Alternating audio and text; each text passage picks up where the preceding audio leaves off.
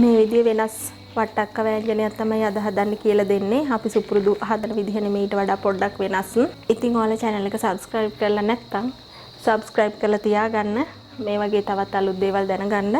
මතක ඇතුව ඔයාලගේ රසවත් අදහසත් අපිට පහලින් කමෙන්ට් කරන්න. එහෙනම් අපි වීඩියෝ එකට ගිහිල්ලා බලමු කොහොමද මේ විදිහට හදාගන්නේ කියලා. අපිට මේ වට්ටක්ක වෑංජනේ හදාගන්න මේ විදිහට කෑලි කපාගත්ත වට්ටක්ක උනේ. ඊට පස්සේ මේ විදිහට කොච්චි කරලක් අරන් තියෙනවා, සේර ගහක් මේ මුල හරිය තලලා වගේ අරන් තියෙනවා. ඊට පස්සේ කරපිංචිත්තක් ලොකු ලුණු කෑල්ලක් අරන් තියෙනවා. ඊට පස්සේ 3-5 කුඩු උළුහාල්, ලුණු, මිරිස් කුඩු, කුරුඳු, කහ කුඩු ටික අරන් තියෙනවා. ඊට අමතරව දියකිරි, මිටිකිරි දෙවර්ගෙ තියෙනවා.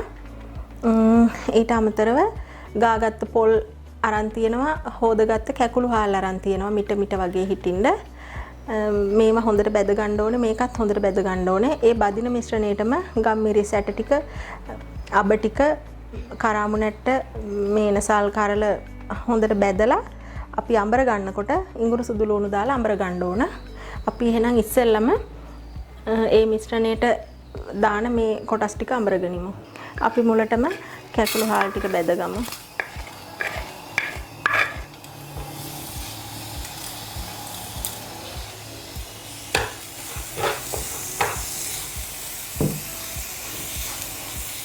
ලිප හොඳට අඩු කරගෙන තමයි මේක බදින්න ඕනේ.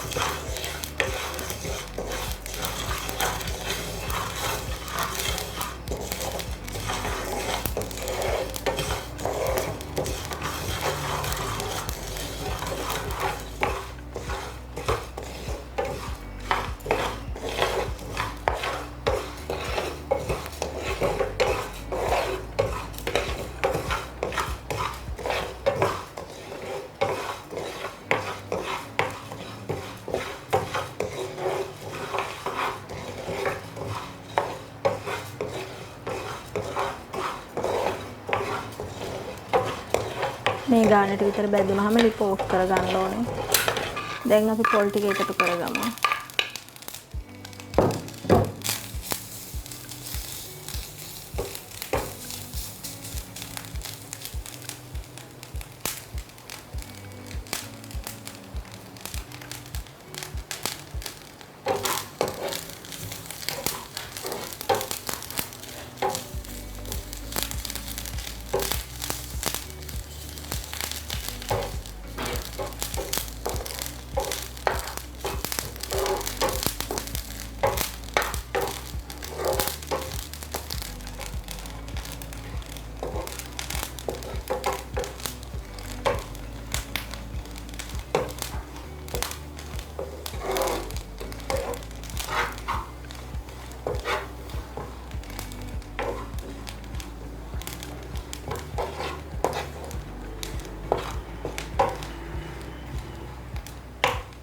පොල් මේ ගානට බැද ගන්න ඕනේ.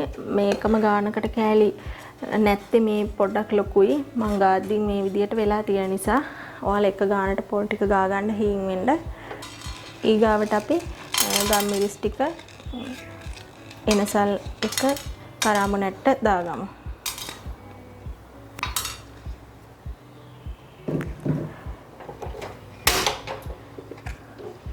අඩුම ගින්දරේ මේ ටික පොඩ්ඩක් රත් කරගන්න ඕනේ.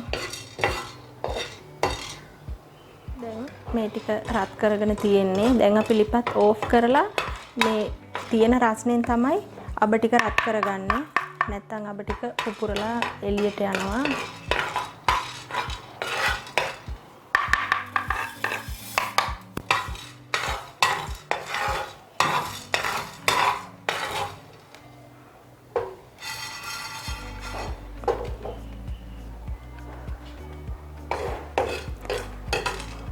හරි. දැන් අපි බැදගත්ත හාල් ටික, පොල් ටික, මේ ඉඟුරු කෑල්ල, සුදු ලුණු ටික, මේ ගම්මිරිසට අබෑට ටික ඔක්කොම එකකට දාලා අඹර ගන්න ඕනේ. ගලක අඹරනවා නම් හරි. එහෙම නැත්නම් බ්ලෙන්ඩර් කරනවා නම් හරි. ඔයාලට පහසු විදිහකට අඹරගෙන එන්න.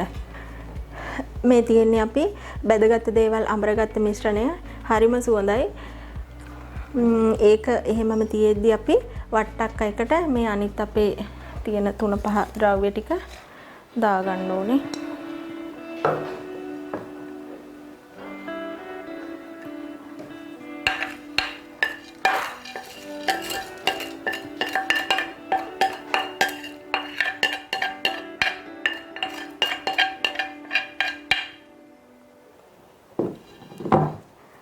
ඊට පස්සේ අපි මිටි කිරි ටික ඉතුරු වෙන්න දිය කිරි තමයි දාන්නේ. දිය කිරි තුවමනා ප්‍රමාණයට දාගන්න. මේ විදියට ඔයාලට හොදි ගොඩක් ඕන නම් ටිකක් තව දාගන්න. නැත්නම් ඇති ප්‍රමාණයට ඉදෙන්න ඇති ප්‍රමාණයට දාගත්තාම ඇති.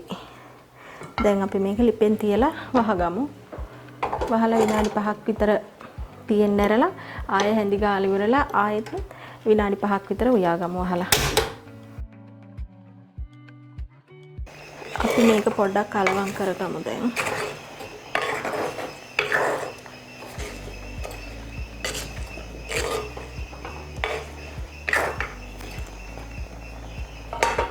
ආයෙත් වහලා පොඩ්ඩ වෙලාවක් උයාගමු.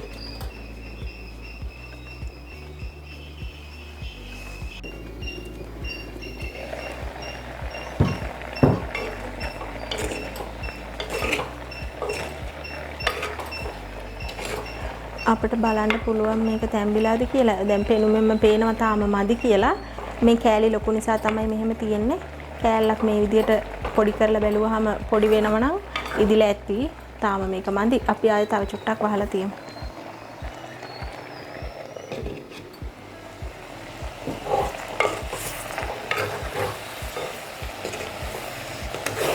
දැන් මේකේ හොද්ද හිඳෙන්නත් ඇවිල්ලා තියෙන්නේ.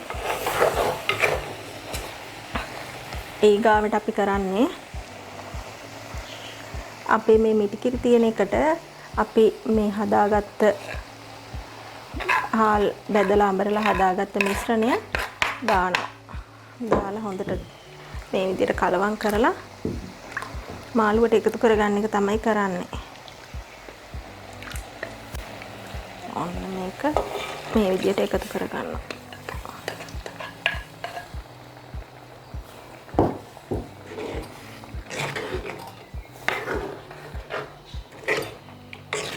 හොඳ උකුවට තියෙනවා වගේම හොඳ සුවඳටත් තියෙනවා.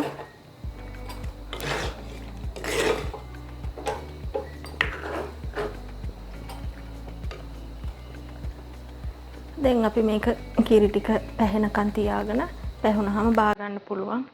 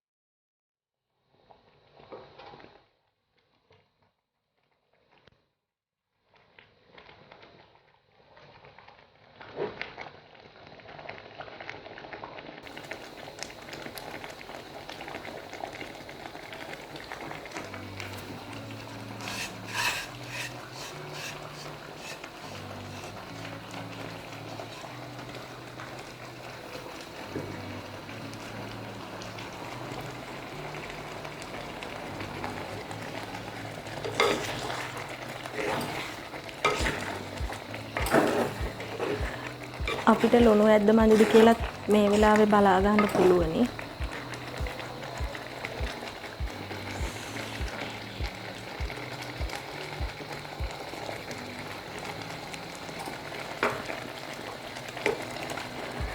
ලුණු චුට්ටක් මදි වගේ මම චුට්ටක් එකතු කරනවා ලුණු.